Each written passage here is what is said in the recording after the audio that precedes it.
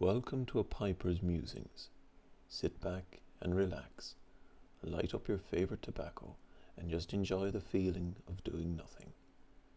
If you're not at home at the end of a long day, I suggest waiting until you are. Why waste a good story? That is, if you think this story is good. My girlfriend often gives out to me for talking too much.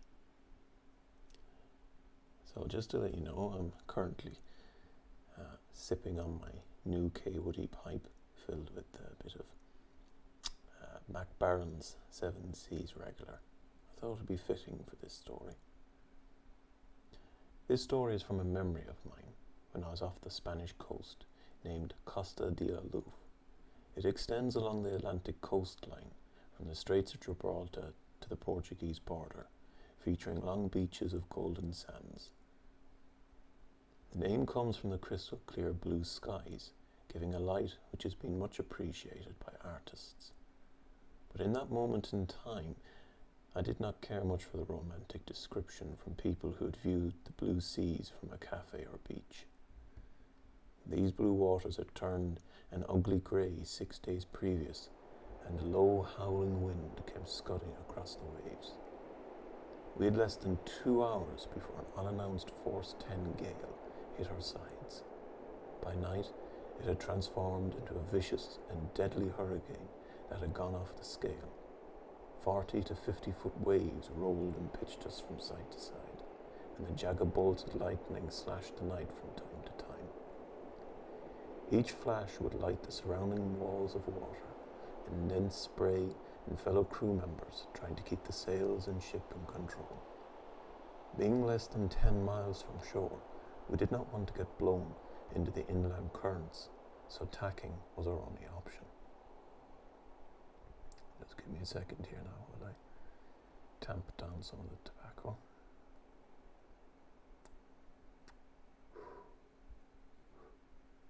Okay, there we go. And let me see where I was. Okay. And the ship was 1,400 gross tonnage and 50 metres long, its masts 40 metres, with 5 yards on fore and main mast. It was not a fun task to climb them to take in the royals to prevent skyscraping. The word skyscraping is in fact a nautical term. It is the event of snow and rain collecting in the royals, the very top sails, and making the ship top heavy. This would result in the capsizing of the ship, and I can definitely tell you that many ships in the past have fallen to this terrible, terrible fate. When climbing to that height, you must go with the roll of the ship and always climb from the windward side. In the event of a fall, there is some hope that you'll be blown into the ratlines, an experience I almost had, but that's for another story, I think. My memory starts with a pipe below decks. I'd stumbled down below after a grueling 4 hours topside and was met with a warm cup of tea from a good friend who passed away 2 years ago, and a dry set of clothes. After changing, I sat down and packed a bowl of Kentucky Bold. At 4 a.m, it was the most beautiful thing I'd ever experienced, even better than sex. There, sitting in the darkness, only lit by the small heater, dressed in my warm woolen jumper, and listening to the raging tantrum of Mother Nature, her waves beating the teak decks and oak masts, I was thankful to have that pipe and my good friend. The red glow from the heater washed over both of us, and the warmth of the bowl began to loosen my frozen fingers. The soft tobacco smoke curled up into the creaking oak beams above me, and in that moment, my 79-year-old friend began to tell a story. When I was a lad in Wales, Cardiff, I heard many tales of the sea. I remember my father coming in from the fishing fleet and later stepping off from serving in the Navy.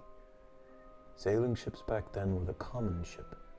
My father had even done a run or two on Old Cutty, the tea-clipper, Cutty Sark. I never knew I was adopted until I was 16. I was born in Dublin, but left on the doorstep of a church at only 2 days old. The priest took pity and kept me there for a month until a couple was found to look after me. At a year old, My parents, who'd been staying in Ireland for a short time, then adopted me. Why they did, I never found out, but I'm glad I had them as my mother and father. Being adopted explains why he was 6'9" and I was 5'7". I remember him talking to my granddad once. My granddad was 100, I believe. I can't remember exactly because I was only 7 at the time.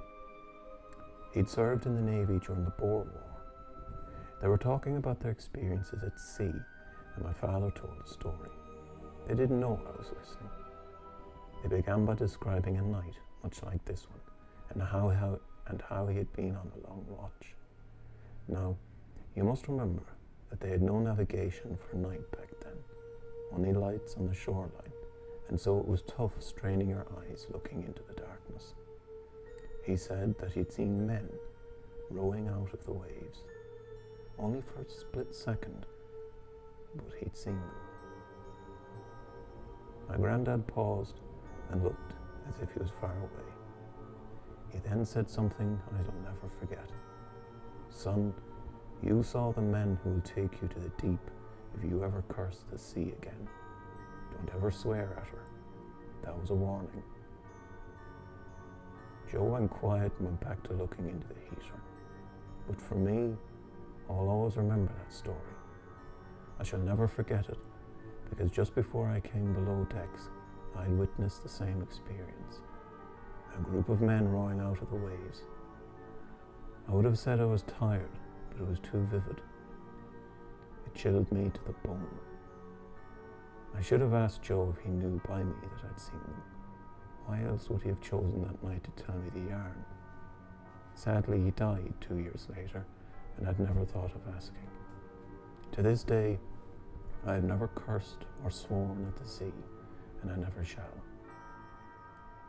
It is up to you if you want to believe this story or not. I'm not here to prove anything, but I hope you enjoyed it, and I hope you have a good night. Happy puffing, my friends. Slán.